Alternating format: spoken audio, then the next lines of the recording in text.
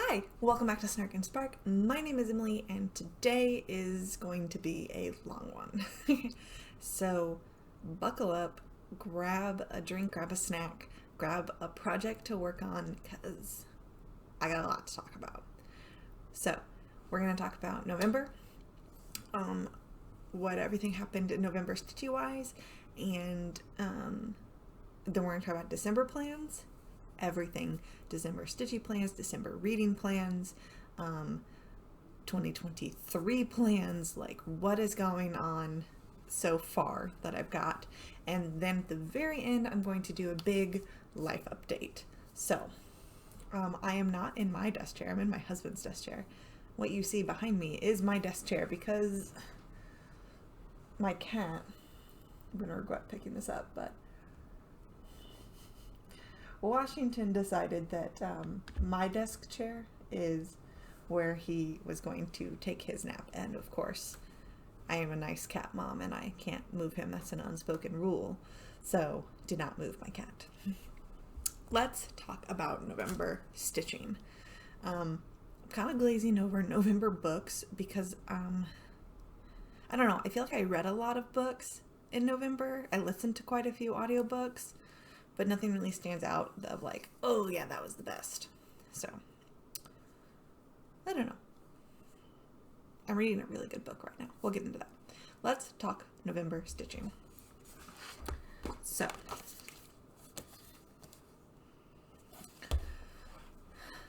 I worked on a total of 5 whips. I managed to have 0 finishes. I did 1 new start and a total of 3,900 stitches. Let's break that down. So, and of course I didn't bring it in here. That's so silly of me. Letters from Hogwarts got the most attention. It got a total of 2,000 stitches on it. Let me go grab that. I had it in my living room, of course. And here it is. I went back and added this like strip of color I needed for there. Sorry, I'm like, why do I have a needle on the back? I need to finish that thread. And I've moved on. We are doing Honeydukes. I decided the Honeydukes was the best for Adeline. And I've been picking some candies. This is, I guess, like a candy bucket, and it ends like here.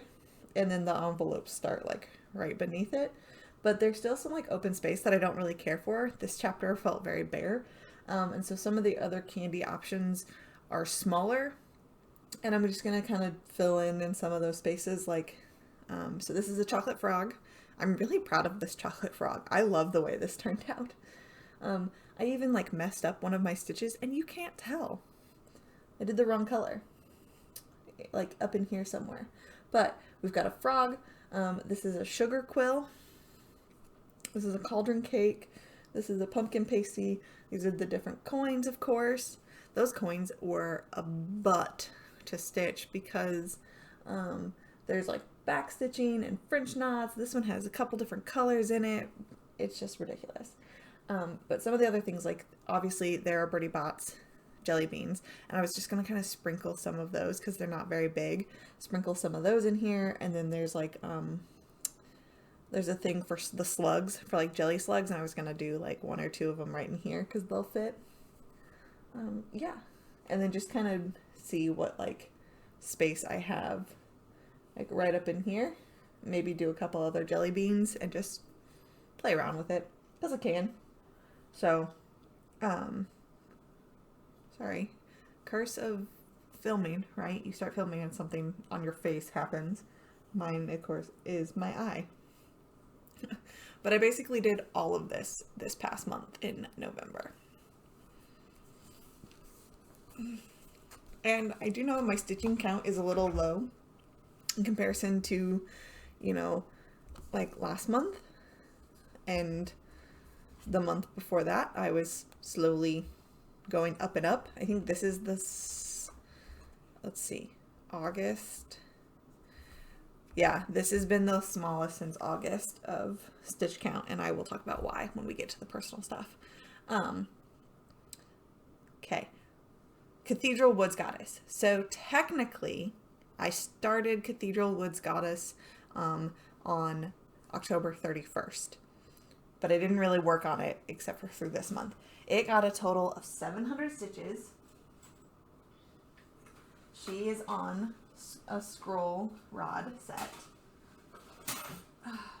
And of course, where she started is heavy with Krynic and variegated and the water lilies and beads, because that's the center of her dress.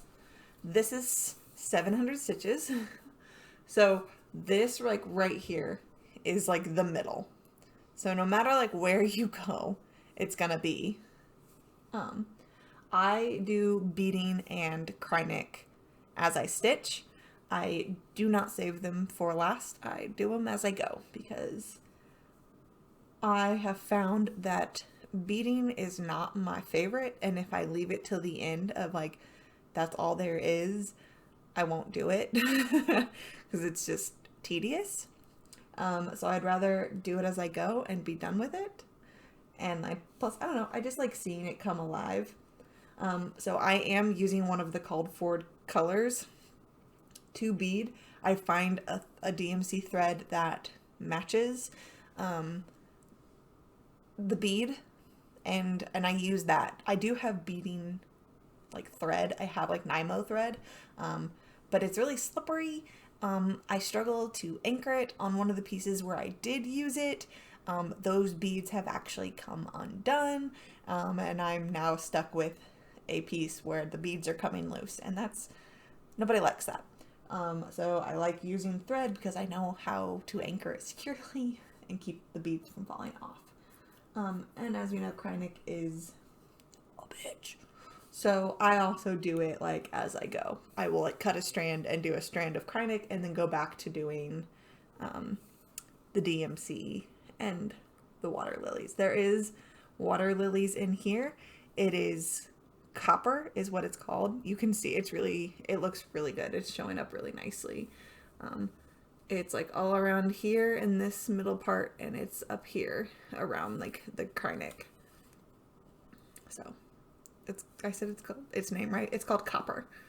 It's right here. It's this. I've got it on my frame. So yeah, and this is a Hocus Pocus needle minder, and then this is a Evil Queen, Snow White Evil Queen needle minder that I made myself actually. So I found that I actually really like having 2 needle minders on my projects instead of just one. So there she is.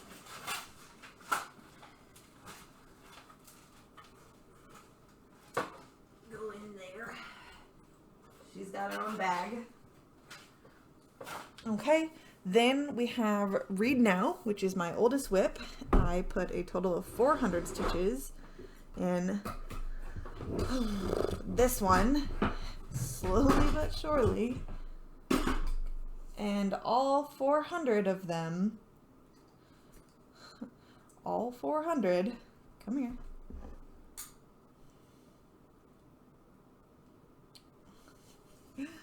are on the book cover. Are on this right here. Yeah. I have the book cover. And then it also has, like, you see some of the pages, but like the book cover. We have the rest of this that says like heal the soul right here, and then this says something about your brain, like good for your brain. This still has easily several hundred stitches left because I put all 400 in here, and I'm just now probably close to like halfway up the book. It still has a lot that needs to go into it. I regret putting off the book because now I'm stuck with just this book, and doing like a thread of orange, and I tell myself I'll do a thread of orange, and then I'll go back to doing and then I'll do the words, and then I'll do a thread of orange. But I also know that the words will run out before the book does.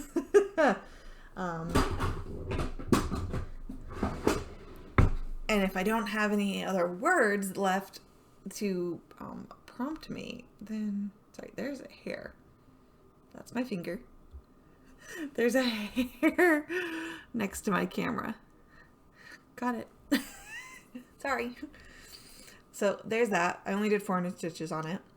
Then we have holiday truck ornaments. I'm working on the one that says Santa's.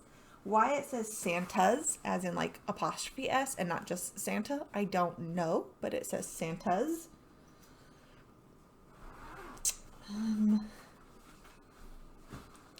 It got a total of 400 stitches. This is it.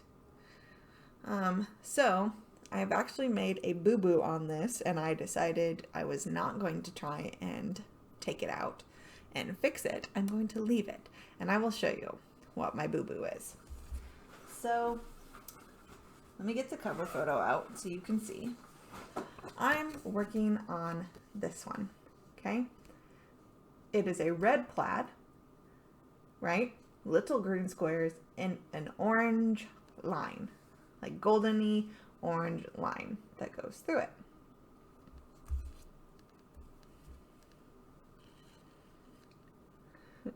Do you see what I did? Wait, that's the back. Oh no!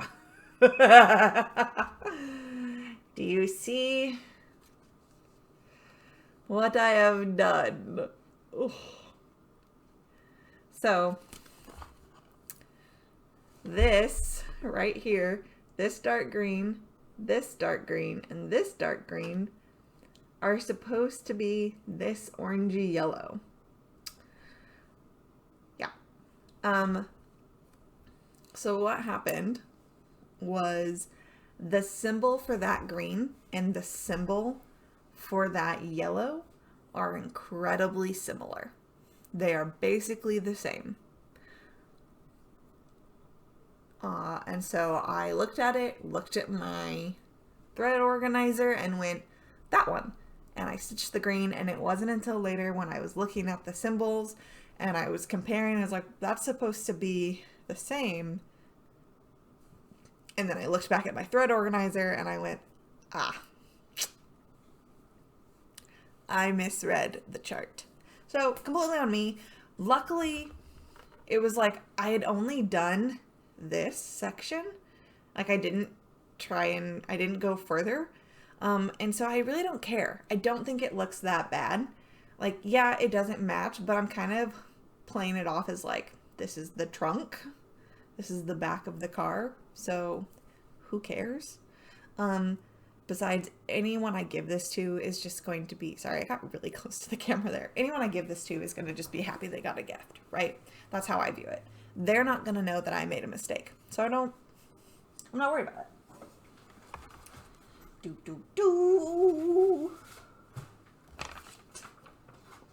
Washington is like, what the heck, Mom? What is this? What is this? And then last but not least, I had, where did I put it? Uh-oh. There it is. I have a new start. Hang on, drink break.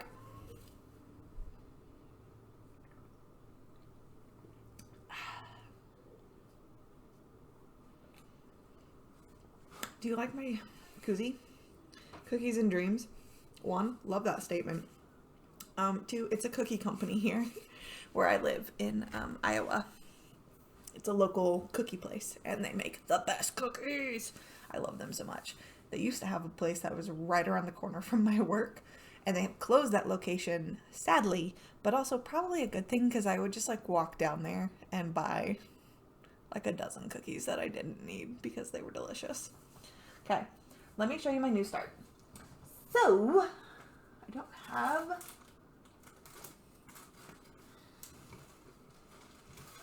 don't actually have a picture of it. That's not on my phone. I don't have a physical copy, I don't think. this is all the stuff for it. I am making my first ever biscornu. I've never done this before, but I loved the pattern for this one. This was from an old magazine. I have it saved. Hang on, so I can be accurate.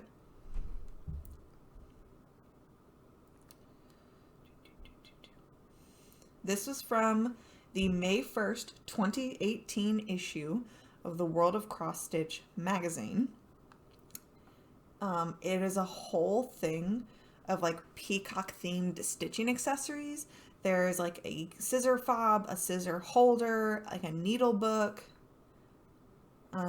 scissor keep, needle case, scissor fob, biscornu. So those are the 4 things. This is a picture of all of the accessories together, right? This is the biscornu.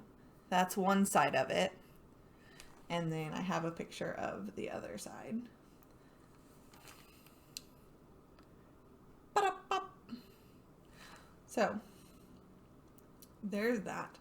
Now, I am stitching it on a blue fabric, but I did not choose the called for color. It called for a 28 count Trinto Sky even weave.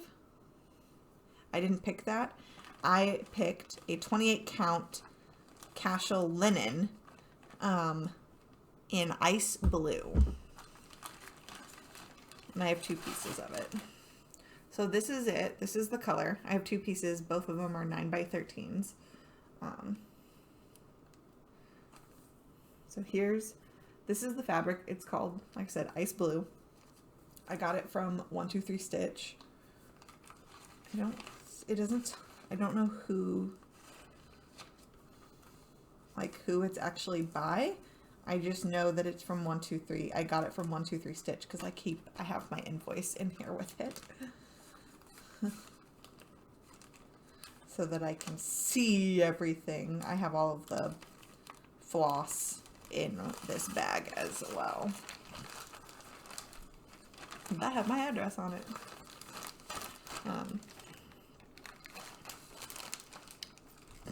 Floss, needle case, things like that. And let me just double check. Yeah. And I did a total of 400 stitches. It is hard to see because the color that I'm currently stitching in blends in. Yeah, blends in with this fabric. But this is 400 stitches. This is the way it goes. I have Frankenstein's monster on here, and I keep him oriented with the way that it's supposed to go, so I don't lose track of where I am. So this is fun. This is a really fun, like, quick stitch. I have not stitched on like an even weave or linen in a while. Like, so between this and Cathedral Woods Goddess, I'm getting back into the habit of stitching on like linens. So yeah, that was a little bit of like, it threw me for a loop for a little bit. Also, this hoop, I don't normally stitch in hoops, but this has been a lifesaver, and I will get into why this is a lifesaver in a bit. So that was all my whips. Okay, let's talk about December plans. What's going on in December? The last 2 Whip Go numbers were called 4 and 23. Honestly, I've pretty much given up on my Whip Go board. I know that it's to do 2 more blocks on Storybook Halloween and to put 1,000 stitches on Read Now, which I already completed earlier in the year. I've done several thousand stitches on Read Now, and it's still not done. So, the focus piece, my semi-sane focus piece, is of course Letters from Hogwarts. I am also doing in semi-sane This or That, because it's either it says December on it, or it's a holiday, Christmas, Hanukkah, Kwanzaa themed piece, and I'm going to use my Santa truck for that. My friends and I, the categories my friends and I have picked,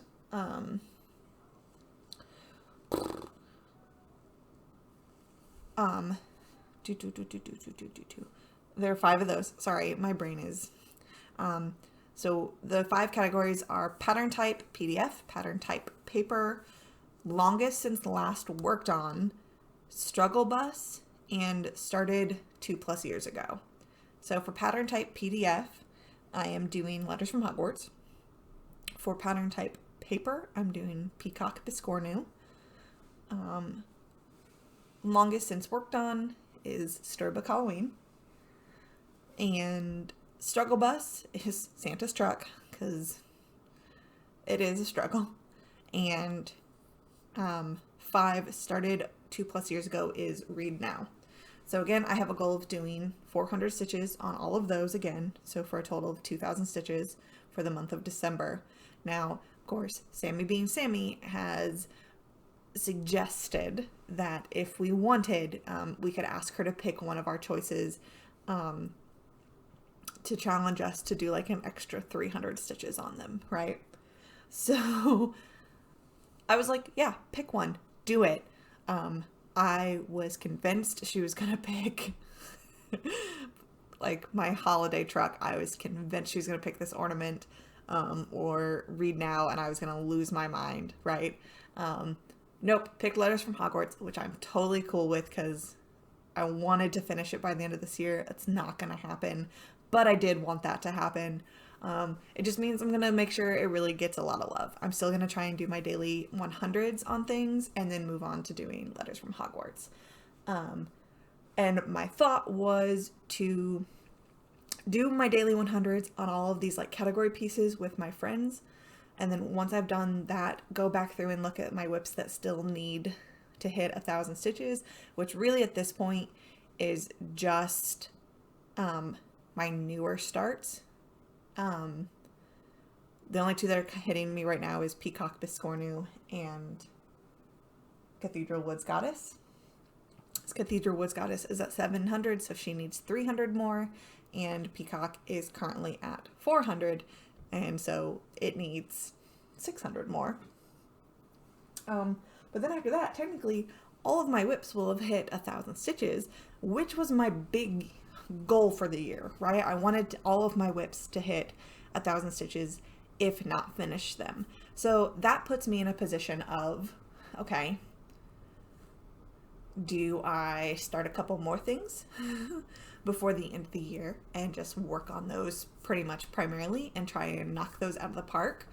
Or do I stick with what I've got and go for finishes? Let me know. I am torn. Part of me is like, start a couple things, push it, you know? Push, see what you can do. Holiday truck ornaments still technically needed 100 stitches, but I worked on that last night and added that last 100, so it has hit its 1,000 for the year. And if I work on the other ones, 100 stitches a day, well, then theoretically, those are going to be done. Those are going to be done pretty soon. Because some of the other ones, I like working on. So like the ones that I put for usually as my daily 100 tend to be the ones I kind of struggle to work on. So like Santa ornament, I will do 100 stitches and then put it away, because usually I hit that 100 stitches and then I get kind of frustrated, so then I put it away. Same thing with like Read Now, because I'm doing that block of orange. I hit 100 stitches of orange and I'm like, done, put it away, right? But some of the other ones like Peacock and Storybook Halloween and Letters from Hogwarts, that is a joy to stitch on in comparison, and so I will happily just work away on that. So it's and I'm kind of doing that with Cathedral Woods, not because she's a slog, but because of where I'm at with her right now, between the Krynic and the water lilies and the beading. It is easier to do 100 stitches and then put away, because the last thing I want is to become frustrated with that piece, right? Like I don't want to end up hating it. So it's easier for that one to just do 100 stitches, put her down, and be like, see you later, kind of thing. I don't know. Tell me what you think in the comments. This month in December, you're definitely going to see me a lot more. I have several videos planned. Some of them face to face, some of them not face to face. What does that mean? You've seen already, I'm trying to do Flossmas. So let me know what you're thinking in those videos, because I don't know.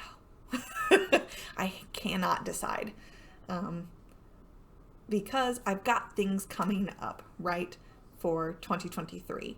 I've got this like list here. It seems small, but it's got big things on it. You know, I've got stuff that I really want to get done. I need to make my 2023 WIPGO board. I think I'm going to do a reading one again and a stitching one. I have on here some last new starts before 2023, figuring out. In my Flossmas video this past morning, I told you my sister, in case you didn't see it, I announced that my sister just told us she's pregnant, which is super exciting. So that means baby number 2 has to have a gift because baby number 1 got a gift. So I'm like, do I go ahead and start something for baby number 2?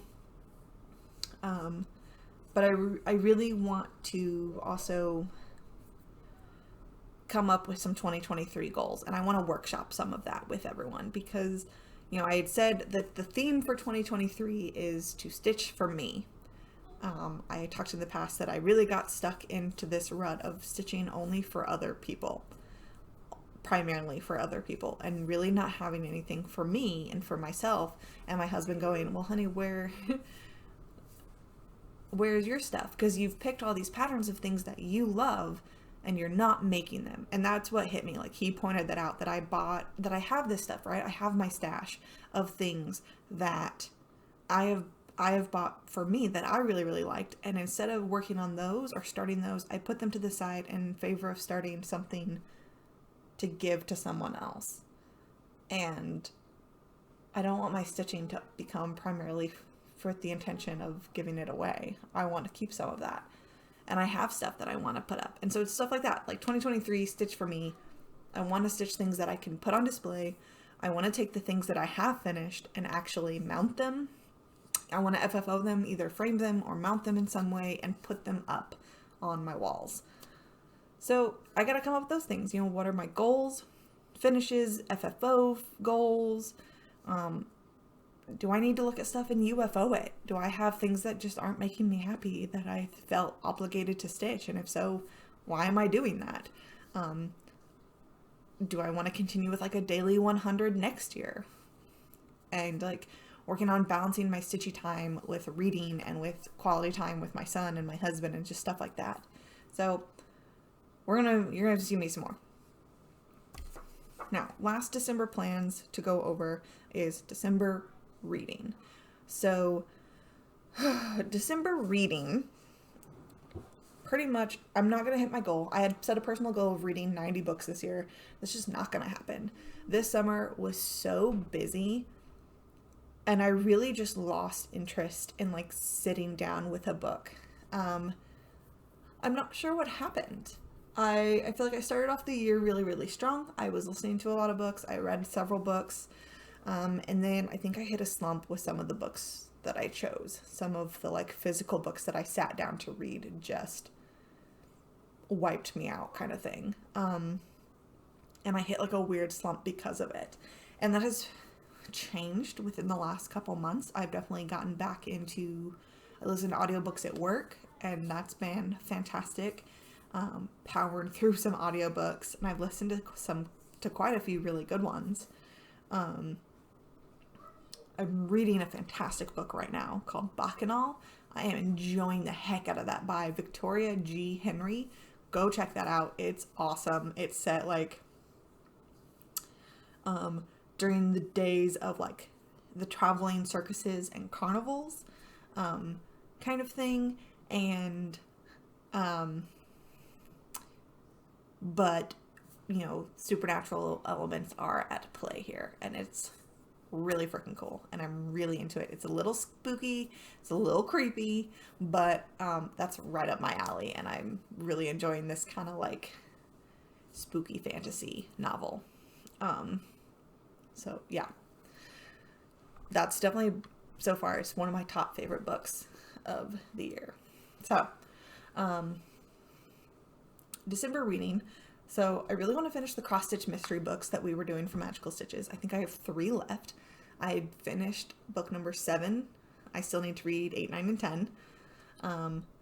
I've put book 8 on hold.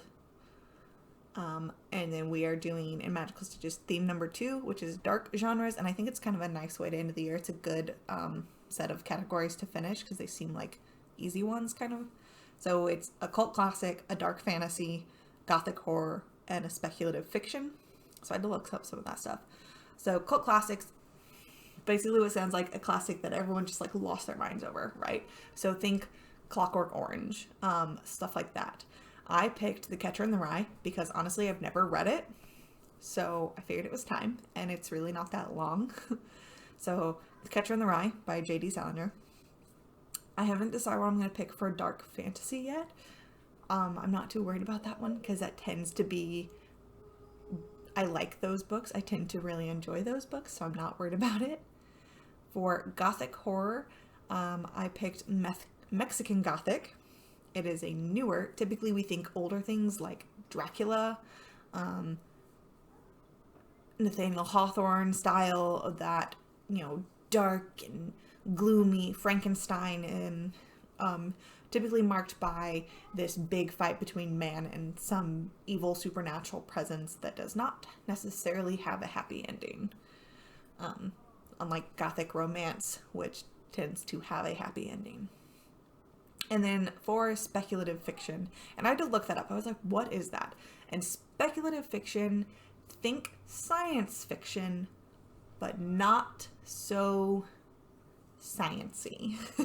Science fiction is typically marked with advanced technology, the struggle of humanity and technology, artificial intelligence. It's also typically set way in the future or in alternate timelines of Earth, that kind of thing, versus speculative fiction can have some of those elements, some of that kind of fantasy what-if elements, but it is more realistic, but it plays into the what-if factor. So I haven't picked one of those yet either, but I'm not too worried about it. And then my book club that I do with my family, my mother-in-law was in charge of picking this past month, and she gave us a couple choices, and we all kind of voted on which one we could easily get, and we decided on The Christmas Bookshop by Jenny Colgan. And from what I've seen, it seems like a nice little warm, heartfelt book. So that seems like it'll be a nice little read for Christmas, little cozy read for Christmas. So that's that. Drink break.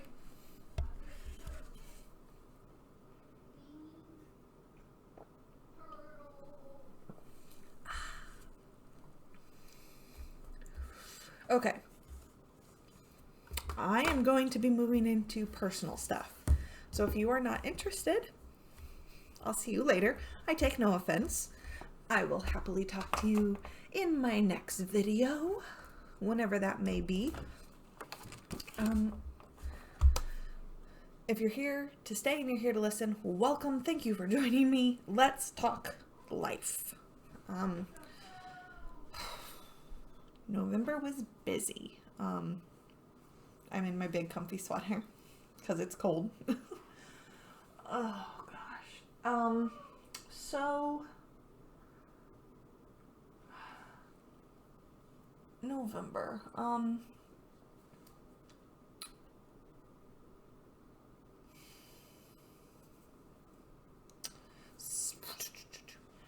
Gosh. Okay. So let's start. I take medication. And I've talked about this. I'm very open with it. I struggle. I have mental health issues, and I am in therapy for it. I have I see a psychiatrist for the medication and everything like that, because I have been diagnosed with generalized anxiety disorder. Well, actually, I have been diagnosed with post-traumatic stress disorder And part of that is I also struggle with anxiety and depression. So, and if you'll remember, when I first started my channel 2 years ago, I was also dealing with complex grief because I had just lost my dad, and I was really struggling with the loss of my father. So there was a lot going on. I had started therapy again. And then she put me in touch with psychiatry so that I could get medication, and that's been great. Unfortunately, there was a weird mix-up. There was a miscommunication between her office and the pharmacy, and they would not refill my prescription. It was not on my doctor's office end, it was with the pharmacy. And it didn't matter how many times I requested that the pharmacy talk to my doctor, they didn't do it, which was really frustrating. And now, if you struggle with these things, you'll know that while the simplest answer would have been to just pick up the phone and call my doctor, I couldn't do that. And if you struggle with things, you'll understand that. So please don't judge me. Please don't be like, but Emily, you could have just picked up the phone. It's not that simple. When you are struggling with those kinds of feelings and these kinds of issues, it is not always as simple as picking up the phone and making a phone call. It just isn't. It didn't matter how much I was struggling. That was just one more thing that I just couldn't do. And so for a little while, I was going without medication. And I don't think I talked about it too much. I was trying not to show it, but I was. At the beginning of this month, though, I got back in with my psychiatrist, checked in with her, sorted out the problem. We got it all fixed. I started my medication again at the beginning of the month, and I've been back on my medication for this past month, which has been amazing. I feel great. I had a check-in with her at the end of the month. Everything's good. Everything is on track. So, yay. Please, please, please, if your medication gets messed up, though, please do whatever you can to get that taken care of, because it is no joke to go without. So, that happened. Then, so I had some issues with my mother this month. I've kind of talked, we're not very close. We had some issues with my mother. So she and I were not really communicating, which is fine. That was just another layer of stress. And then a week into November, I got injured. I am fine now. I thought about making a video when it happened, and then I was like, nope, I'm just gonna deal with it, right? So I sprained the joint at the base of my thumb on my right hand. What? How did I do that, you ask? In the dumbest way possible. Picture it. It's a Saturday night. Your husband's going to be home for dinner. Your child's upstairs playing in his playroom. Everything's great. You decide you're going to be great. You're going to be a great wife, great mom, great whatever. And you're going to make dinner, and it's going to be ready so that when your husband comes home from work and you call your kid down from upstairs, dinner's on the table, ready for everyone to eat. You can have a nice family meal, right? Wrong. Why? Because you go to your pantry, you open your pantry, you pull out a jar of roasted red peppers that it decides it hates you, and it's not willing to be sacrificed for your meal. And you struggle, and you struggle, and you struggle, and you try every trick in the gosh darn book to open this jar. Because at one point, you think about giving up. But then it becomes a matter of pride. You're in your kitchen. You're in the middle of your kitchen. You are close to tears because this jar won't open. And you think, what have you done? Who have you pissed off to deserve this? And so you continue to try, and you continue to try. You continue to struggle with this jar because now it's a matter of tried, and you can't give up, because the last thing you need is for your husband to walk in and you've had a mental breakdown over a jar in the middle of your kitchen. So yeah, I sprained my hand trying to open a jar of roasted red peppers. It was dumb. So that happened on a Saturday. That night we were sitting down afterwards, and even then I'm going, man, I really bruised my hand trying to open that jar. Your husband jiggles at you. My husband laughed at me, was like, haha. And then a couple days go by. Sunday night goes by. Monday goes by. It's really hard to use my hand. Simple things hurt trying to use my hand.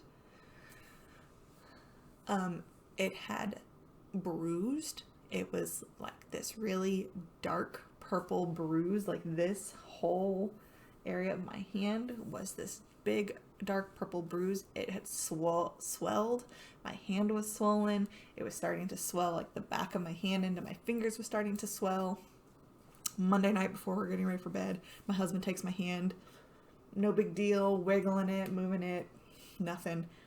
Touches, and I did not scream, but I started to cry. And I have a high pain tolerance. My husband was really convinced that I had broken a bone in my hand. Like, he thought I had broken like a bone in my wrist. Convinced that I had done that, right? And was like, you need to go. And I was like, okay, well, Wednesdays are my day off. Let's get through Tuesday, and then I'll go on Wednesday if it's still bothering me. Wake up Tuesday morning, my hand was really swollen, really painful, could not do anything with it. Could not, like, bending my fingers hurt, trying to grab things hurt. I couldn't even just like push against things without it hurting. I was in pain, and that's scary. So I went, fine, screw it. I'll go today. Pick Hayden up from school. We leave from school straight to the orthopedic specialist here in town because they have a walk-in clinic, which is great. So I didn't have to go to an urgent care. I could go actually to an orthopedic clinic. Walk in, take x-rays. It's not broken, which is awesome, but they're like, yeah, you definitely injured it though. Like, that's a pretty nasty sprain. And they put me in a brace for 3 weeks. So I had a brace that wrapped around just like this part of my hand. It's sat on my thumb and it wrapped around the base of my hand and it velcroed on, and it was just this little thing. So it kept me from bending my thumb and doing things like that.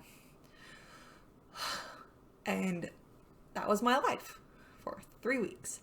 So it was right before Veterans Day when I went to the clinic. It was like the 8th or whatever.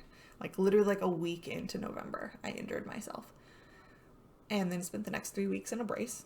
And for the first couple days, I was frustrated because I couldn't stitch, because I couldn't touch these two fingers together, because the brace kept them apart. So I couldn't even bring these two fingers together, couldn't grab anything, couldn't figure out what I was doing. My husband had to help me a lot those first couple days when I was trying to figure everything out. And then I was like, I have stands, right? I have a lap stand. I have a floor stand. We have to figure something out. So my husband was a dear, massive, sweet man that he is. And he helped me get my floor stand back out and get it set up. And we put Letters from Hogwarts in it because I was like, I have to work on something. And like, that seems to be the best thing to work on because I can stick it in the floor stand. You know, it's easy enough to work with. I don't have to like hold it, right? So we did the floor stand with it. That worked amazing. I brought my lap stand back out, had him help me with it. I could pretty much do the lap stand one-handed because I could hold like this. I would put like my project on my arm and like hold it in place, and I would screw everything in with my left hand and then just kind of, you know, wiggle it around from there. So lap stands are your friend. And it definitely made me go, why am I not using these lap stands and my floor stand? Like, this is amazing. And so I'm still using them, even though I don't have to. I'm still using them because I realized again how great they are. And they were just sitting, not being used. So I'm using them again, which is fantastic. But also, that's why I said that this is a lifesaver. I had bought these previously, actually. I already had these before I hurt my hand. But I'm so glad that I did, because I was able to put this in the hoop myself. I didn't have to have my husband do it. I could do this one-handed because this is a spring tension hoop. To undo it, you just squish it and it pulls out. And the same thing, when I wanted to put it on, I just laid it on my table, put the purple piece on the bottom, fabric, squeeze my hoop, and set it in. Like, I didn't have to really use this hand. I used it as, like, support, but I didn't have to actually maneuver things around or manipulate things with my finger. So, lifesaver. Like I said, I didn't have to ask my husband to try and put a new piece of fabric into a hoop for me or onto. He would have. Don't get me wrong, he would have. He's helped me with almost all of them. Because for whatever reason, I struggle with putting things in my actual frames, and he does it for me. So we did that. Of course, we traveled for Thanksgiving. We went to my husband's grandmother's house because she lives only a couple hours away from us, about 2.5 hours away from us. So we went there for Thanksgiving. We left Wednesday right after my son got out of school, because he got out of school 2 hours early. So we were on the road by like 1 o'clock. Got there a little before 4. Hung out, had dinner with the family. We spent the night in a hotel, hung out Thanksgiving Day, and then we came back Thanksgiving night. We left at like 6, got home right before 9, because my husband had to work Black Friday because he works in retail. All this stuff. It was great. It was fun. We struggled a little bit because my husband forgot to get our dogs in a kennel. So he was scrambling at the last second trying to find a kennel for our dogs, because we couldn't take them with us. And if we couldn't, we were going to stay home or go to my sister's house because she has dogs and wouldn't have cared if we brought ours. Luckily, he found one, so we were able to drop them off, everything like that, pick them up. I was told when I picked them up that my boy dog was humping the other dogs, which was shocking because that is, like, yes, I've seen him do it. I'm not going to say he's never done it, but it is not a behavior we see very often. So I was surprised, but I chalked it up to it was a brand new kennel. He'd never been there before, was asserting some dominance, trying to establish or figure out what the hierarchy was at the kennel, and also, our girl dog was with him, and, let them know, like, don't mess with her, don't mess with me, kind of thing. They're both, he's neutered, she's spayed, but still. Other big things. This poor baby, my boy, he's getting old. He is now completely toothless, because also this month he had to have dental surgery because he unfortunately is genetically predisposed. You can see his head. He has a genetic condition where essentially he has an autoimmune disease that has, like, rotted the roots of his teeth, and it makes his gums infected and inflamed, and it's painful and it's gross, and it was causing his teeth to, like, rot inside his head. So he'd had surgery done in the past. We'd had some infected teeth removed. We've just kept an eye on it. They came back and told us, yep, even more have been infected. We put him in for surgery. The vet called me while they were doing it, informed me we can take only the infected ones and leave the good ones. or we can take them all and we'll probably see you back in a couple years. Besides, he only had about 3 good teeth left. So I said, take them all. Just do it. There's no point. So he has no teeth. He is toothless, 100% toothless. And so we are navigating that. The first week was definitely rough. He was about a week post-op when we left for Thanksgiving. He had to take medicine twice a day for the first week, and we had to give it to him orally via syringe, and that was difficult because he didn't like it, and I was in a brace, so it would have to be my husband would have to do it, or I would have to essentially sit on him to hold him and squeeze it in there. He was on purely soft food, purely canned food, and even now we pretty much have transitioned him over to a completely soft diet, because whilst he can essentially inhale his kibble, he does not seem to really want it anymore. I had noticed once his gums had healed and we'd gotten the okay from the vet that we could try and give him his kibble, he just was leaving more and more of it behind in his bowl and just really wasn't eating. And that's concerning as a pet parent. So we've just we've done a mix of some hard, some soft kibble, and purely canned food. So, but the canned food works. He is able to eat the canned food really, really well. So that's okay if he has to now be on canned food for the rest of his life. But he is our boy. He is my old man. He's getting up there in years. But he definitely is doing much better. He's more playful. He's more himself. He's chilling right now, giving himself a bath, just having the time of his life. But, so we're dealing with that. And then on top of it all,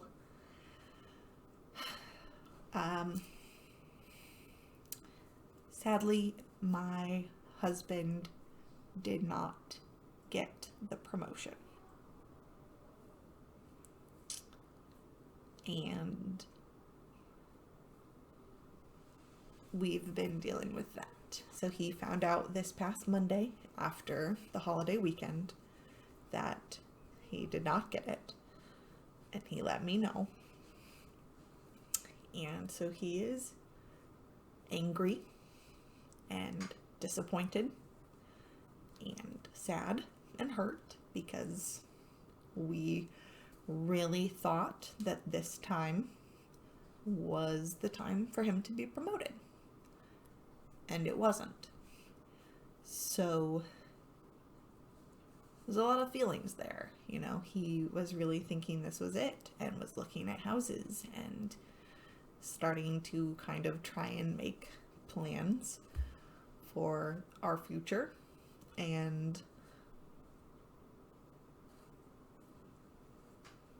that's not it now.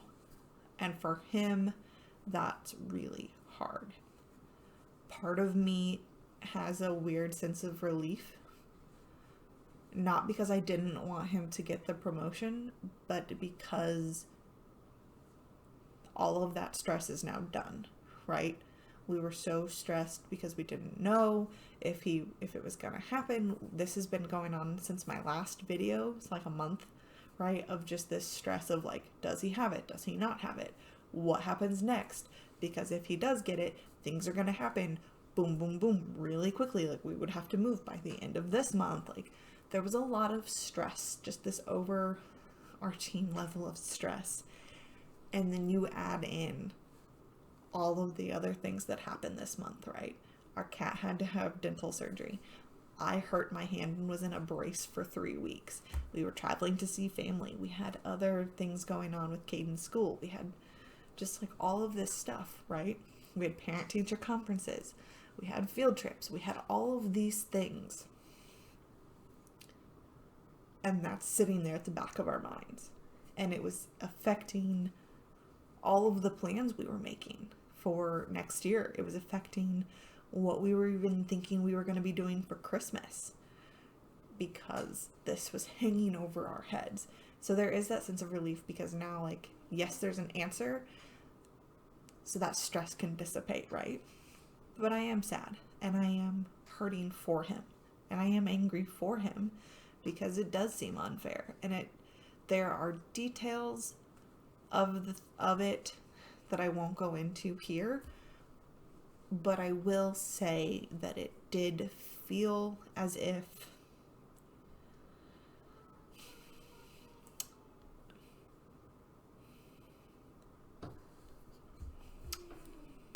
how do I want to put it?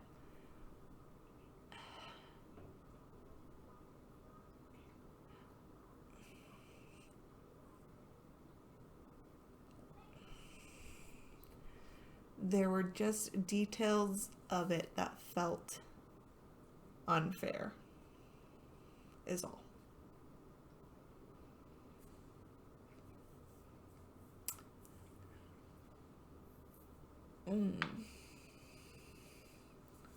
So, it's a lot. And he's dealing with it. And I am doing the best that I can to support him. Because that's my role. I'm his wife. And I'm here to support him and help him through those feelings and those emotions. So, yeah. It's a lot. And then here we are in December of 2022. Going into 2023. And it just doesn't feel real. You know? Like, where did this year go?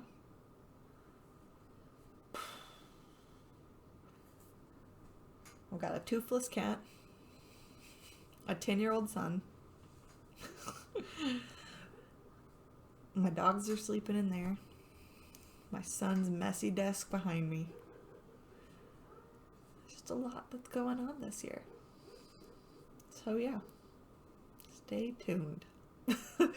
I will be back shortly. That's all I have. That's all I've got. I'll be back shortly with more updates. Like I said, I want to have some videos. I'll definitely do an end of year wrap up, but I want to do like what I read this year. I want to do a, like 2023 look ahead.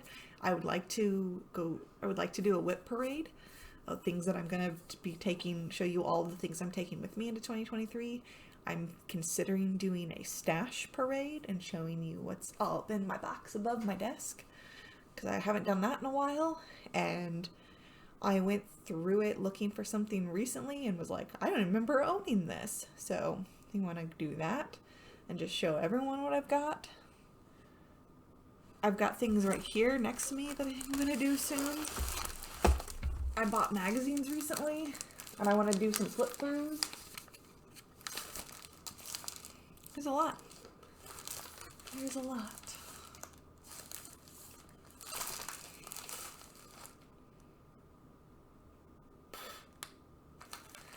So, I'm gonna go. I'll talk to you all very, very soon.